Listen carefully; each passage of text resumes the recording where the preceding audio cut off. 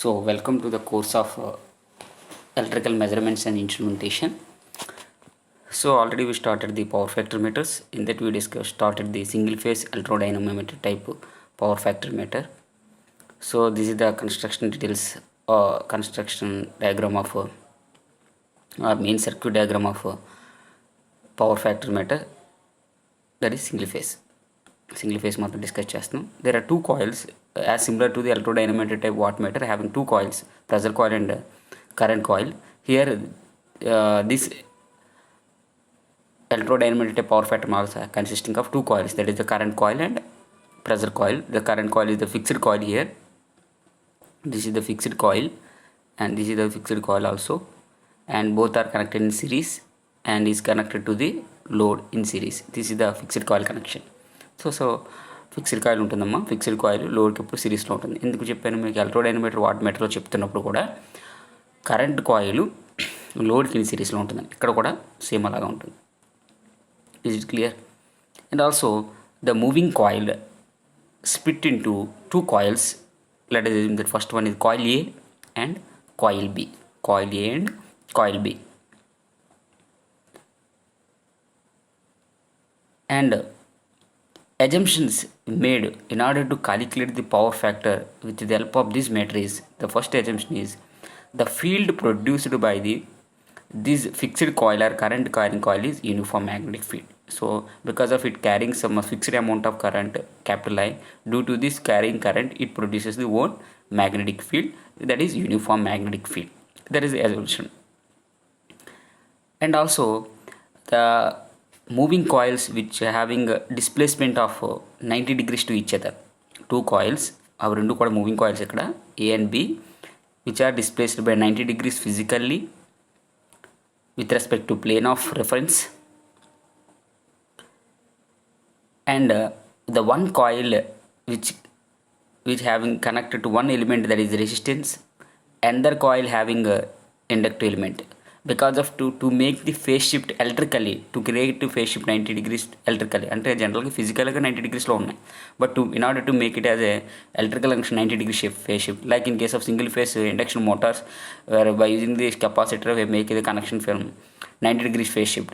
Just like that, in order to create the phase shift 90 degrees electrically, already there are in the physically contact 90 degrees with each other.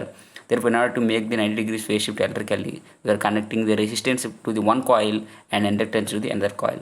Therefore, we know that the fundamental principle, the voltage is and current is in phase with the resistive element, and the voltage and current always lagging to each other in case of inductive element. There is a 90 degree phase shift between this resistive element as well as the inductor element.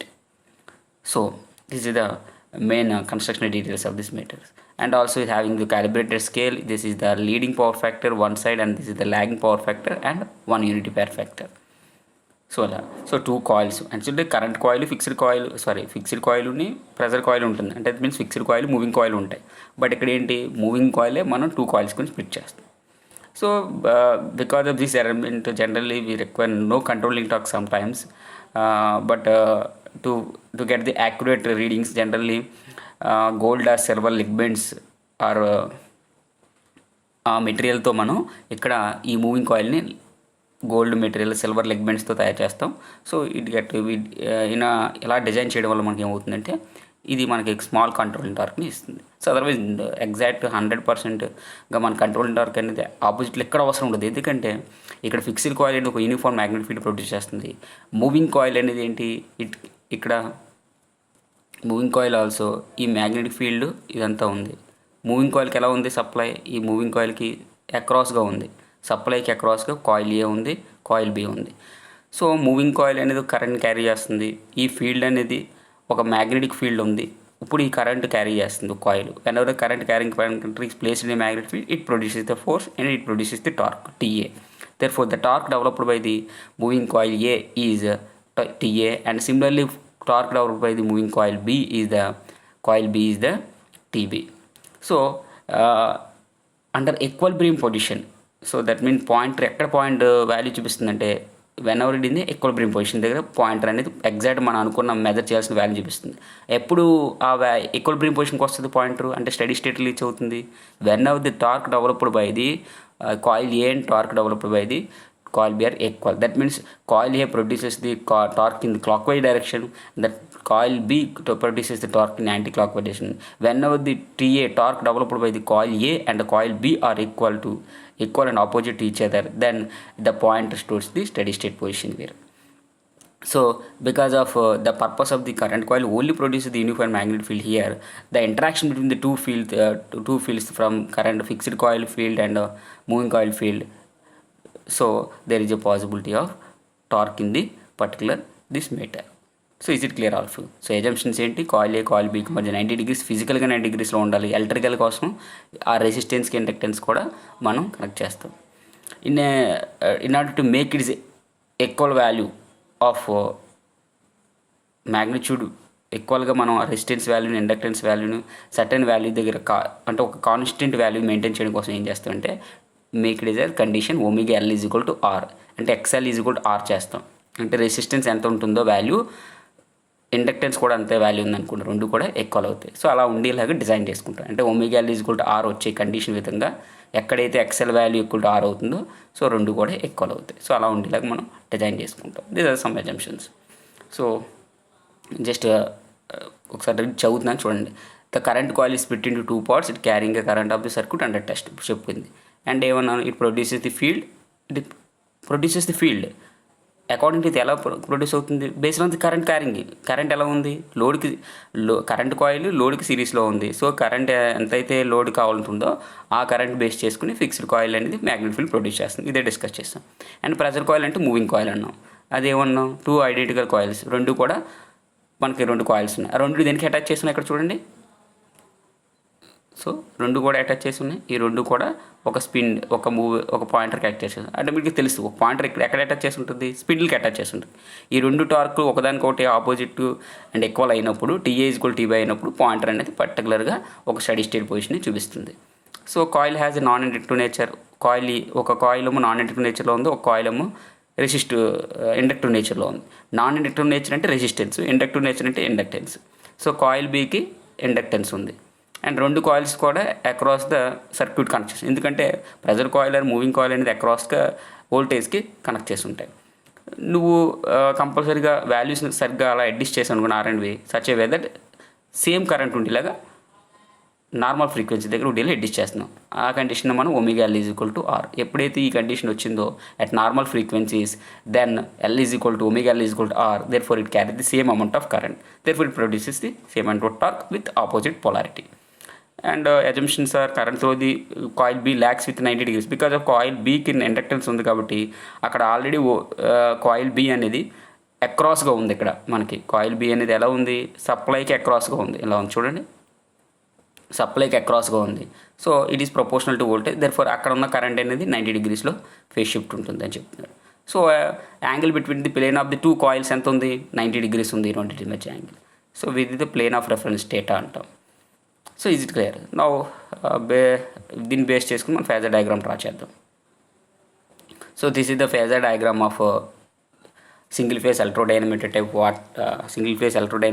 Power factor meter. Here this is the voltage, applied voltage across the meters as well as the is given to the fixed coil, that is current coil, and this is the I, the current carrying by the load, therefore the same current also in series with the fixed coil, and IB is the current carried by the coil B of the moving coil, and IA is the current carried by the coil A. So generally then resistive nature current IA is in series with V because of practically not possible. There is a small angle deviation between the applied voltage and coil A because of voltage మనం ఏదైతే apply చేస్తున్నామో ఆ వోల్టేజ్కి అక్రాస్గా pressure coil ఉంది. Pressure కాయిల్లో two planes ఉన్నాయి. ఏంటి, ఒకటి coil ఏ, coil P. రెండు మధ్య ప్లేన్ ఆఫ్ యాంగిల్ ఎంత ఉంది, 90 డిగ్రీస్ ఉంది. సో యాక్చువల్లీ రెసిస్టివ్ నేచర్లో ఉంది కాబట్టి వోల్టేజ్ కరెంట్ ఇన్ ఫేస్లో ఉండాలి. బట్ ప్రాక్టికల్గా సమ్ ప్యూర్ రెసిస్టెన్స్ ఉండదు కాబట్టి సమ్ ఇండక్టెన్స్ అనుకుని అజంప్షన్ చేసుకుని ఆ వీక్ ఐకి మధ్య స్మాల్ పవర్ ఫ్యాక్టర్ యాంగిల్ ఉంటుంది. Okay, is it clear all of you? So similarly మనకేమవుతుంది, ఐబీ అంటే current through the coil B. Current through the coil బీకి వోల్టేజ్ మనం ప్రెజర్ కాయిల్కి అప్లై చేస్తున్నాం కదా, మూవింగ్ కాయిల్ బీకి ఎంత ఉంటుంది యాంగిల్? 90 degrees ఉంటుంది. So this is the value of 90 degrees. So that is delta. So what is the angle between IA and IB? చెప్పాను, రెండింటికి కూడా ఐఏకి ఐబీకి ఫిజికల్గా 90 degrees ఉన్నాయి అండ్ ఎలక్ట్రికల్గా కూడా 90 degrees ఉండేలాగా మనం డిజైన్ చేసుకుంటాం. That is delta is equal to 90 degrees.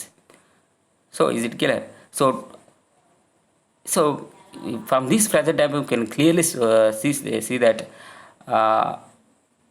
in case of power factor meter we indirectly measure the phase angle between the voltage and current. అంటే అప్లైడ్ వోల్టేజ్కి కరెంట్ క్యారింగ్ కండక్టర్ లోడ్ ఏదైతే ఉందో current ఏదైతే carry చేసుకుంటుందో లోడ్కి ఆ రెండింటికి మధ్య face angle measure చేస్తాం ఇండైరెక్ట్గా. ఎప్పుడైతే ఫేస్ యాంగిల్ మెజర్ చేస్తామో దాన్నే పవర్ ఫ్యాక్టర్ అంటున్నాం. సో దట్ ఈస్ ద వీకేఐకి మధ్య యాంగిల్ మనకి మెజర్ చేస్తాం అనమాట. So now what is the angle between IA and I? Now phi, because of voltage and IA is in phase, therefore voltage కి I కన్నా IAకి phi I కన్నా ఒకటి angle అవుతుంది. అంటే క్యాపిటల్ IA కాయిల్ మూవింగ్ కాయిల్లో అన్నటువంటి కాయిల్ ఏకి and load carry చేసి అంటే ఫిక్స్డ్ కాయిల్ కరెంట్కి రెండింటికి మధ్య యాంగిల్ phi ఉంటుంది అనమాట. అండ్ ఐఏకి ఐబీకి మధ్య ఫిజికల్గా 90 degrees ఉంటుంది, ఎలక్ట్రికల్గా కూడా 90 degrees ఉంటుంది. So this clear. So when ever it is equilibrium position, the torque developed with the coil A is equal to torque developed by the coil B, therefore it shows the steady state position of the pointer అని చెప్తాం. అంటే ఏ point చూపిస్తుంది? డెఫినెట్గా phase angle between the వోల్టేజ్కి కరెంట్కి ఉన్న relation చూపిస్తుంది. Now the torque acting on the coil A is equal to TDA into KVI maximum cos phi sin theta. అది actually మీకు తెలుసు, డిఫ్లెక్టింగ్ టార్క్ అనేది ఒక ఎలక్ట్రోడైనమేటర్ టైప్ వాట్ మీటర్లో చేస్తున్నప్పుడు K into VI cos phi వచ్చింది. Is it clear? K into VI cos phi వచ్చింది. So where M is the KVA. K అంటే ఏంటి? 1/R ఇంటూ జనరల్గా మళ్ళీ ఏం రాసుకున్నాం? dm/dθ. KVA cos phi into జనరల్గా VA cos phi into dm/dθ and 1/R కూడా ఉంటుంది. చివరిలో మీరు ఎలక్ట్రోడైనమేటెడ్ వైపు watt meter equation torque equation చేస్తున్నప్పుడు లాస్ట్ స్టెప్ ముందు చూస్తే 1/R into VI cos phi into dm/dθ వస్తుంది. ఆ K అంటే ఇక్కడ 1/R, dm/dθ అంటే మనకి M maximum into sin theta దాని వాల్యూ. బికాజ్ ఆఫ్ M అంటే mutual inductance between the two coils. రెండు కాయిల్స్ మధ్య mutual inductance, maximum mutual inductance between two coils, that is the M maximum. బోలి M అంటే mutual inductance, M maximum అంటే mutual inductance between the two coils. Is it clear? So where we are assume that initially uniform magnetic field అని assume చేసుకున్నాం. Therefore M అంటే ఏమవుతుంది? M is equal to minus M maximum cos theta. M అంటే ఏంటి? Mutual inductance between the two coils, where M is equal to minus M maximum cos theta. Derivative చేసేవాడికి cos of derivative ఎంత? Sine. Minus ఉంది కాబట్టి minus derivative cos ఉంటుంది minus sine theta. So already minus ఇక్కడ ఉంది కాబట్టి minus of minus plus అవుతుంది. Therefore we got M maximum sine theta. M is equal to minus M maximum into cos theta. Derivative of dm/dθ is equal to minus M maximum into minus sine theta. Minus of minus plus sine theta. Therefore dm/dθ ప్లేస్లో M maximum into sine theta. Deflecting torque from coil A. So is it clear? Similarly deflecting torque on the coil B ఎంత మనకి? K into VI maximum into cos 90 degrees minus 5 into sine 90 plus theta. అంటే ఏంటి? మనకి ఈ deflecting torque అనేది రెండు వదలు వస్తుంది. అంటే వోల్టేజ్ ఇంటరాక్షను, కరెంటు. ఈ వోల్టేజ్కి ఐకి మధ్య ఉన్న యాంగిల్ని phi అంటున్నాం. అలాగే థీటా అంటే ఏంటి? రెఫరెన్స్ పాయింట్ నుంచి ఆ కాయిల్ ఏ అనేది ఎంత యాంగిల్ ఉంది, కాయిల్ బి అనేది ఎంత యాంగిల్తో ఉంది, అది థీటా రిప్రజెంట్ చేస్తుంది. ఇక్కడ మీరు అబ్జర్వ్ చేస్తే కాస్ 90 - 5 ఎందుకు వచ్చింది? వీకి ఐకి మధ్య యాంగిల్ 90 - 5. ఇక్కడ చూడండి, ఇది రిఫరెన్స్ ఐ అండ్ ఐబి, రెండింటికి మధ్య యాంగిల్ ఎంత? టోటల్ ఐఏకి ఐబికి మధ్య యాంగిల్ 90 degrees, ఐకి ఐబికి మధ్య యాంగిల్ అవుతుంది 90 - 5. Therefore this is 90 - 5. Is it clear? Similarly ఐకేని ఐఏకి మధ్య యాంగిల్ ఎంత? 5. Therefore cos 5. మరి వాట్ అబౌట్ సైన్ థీటా కావాలంటే ఇక్కడ యాంగిల్ చూడండి. సో ఇది రెఫరెన్స్ తీసుకున్నాం. సో ఈ రెఫరెన్స్ నుంచి కాయిల్ ఏకి ఎంత యాంగిల్ ఉంది? థీటా ఉంది. ఇదే రెఫరెన్స్ నుంచి కాయిల్ బీకి ఎంత ఉంది? 90 + థీటా. ఇది 90 + థీటా. సో అందుకోసం ఇలా వేసుకున్నాం. So is it clear? So cos 90 minus 5 sine 90 plus theta. Reference నుంచి కాయిల్ ఏకి డేటా ఉంది కాబట్టి that is sine theta. So this is torque developed by the coil A acting in the clock wise direction. The torque developed by the coil B in the anti clock wise direction. Cos 90 minus 5 అంటే sine 5. Cos sine 90 plus theta అంటే cos data. So whenever to get the equilibrium position of the pointer, torque developed by the coil A TA is equal to torque developed by the coil B are equal. Therefore cos phi sin theta is equal to sin phi cos theta. Therefore cos theta sin theta tan theta అవుతుంది, sin phi cos phi tan phi అవుతుంది. tan phi is equal to tan theta. tan cancel అయిపోతే ఏమవుతుంది, theta is equal to phi here. ఈ రెండు equations equal చేస్తే మనకి టీఏని టీబీని equal చేస్తే sin phi cos theta is equal to cos phi sin theta. So ఆపోజిట్లో ఉన్నాయి కూడా tan phi tan theta అవుతుంది. therefore theta is equal to phi. That means by using the power factor meter we can measure the phase angle between the voltage and current. Is it clear? So that is the phase measurement అంటే అందుకోసం power ఫ్యాక్టర్ని phase angle measure చేస్తుందని చెప్పారు. So up to now it is clear about how to determine the power factor in case of single phase power factor electrodynamometer type power factor meter. So same 3 phase కూడా కొంచెం ఎలా చేస్తాం అది కూడా చూపిస్తాను next క్లాస్లో. సో టార్క్ ఎంత వస్తుంది కాయిల్ ఏదో కాయిల్ బిల్ ఎంత వస్తుంది చూడడం, రెండు ఈక్వల్ చేయడం, theta is equal to 5 direct step రాస్తాం. ఈ ఫేజర్ డయాగ్రామ్ అర్థమైతే చాలు. సో డెల్టా యాంగిల్ అంటే ఐఏకి ఐబీకి మధ్య యాంగిల్, వోల్టేజ్కి కరెంట్కి మధ్య యాంగిల్ 5 అంటాం. లేదా ఐఏ అనేది ఇన్ ఫేస్లో వోల్టేజ్లో ఉంటుంది కాబట్టి దాని యాంగిల్ కూడా 5 అనేది తీసుకుంటాం, అంటే సప్లై వోల్టేజ్కి లోడ్ కరెంట్కి. Okay, thank you.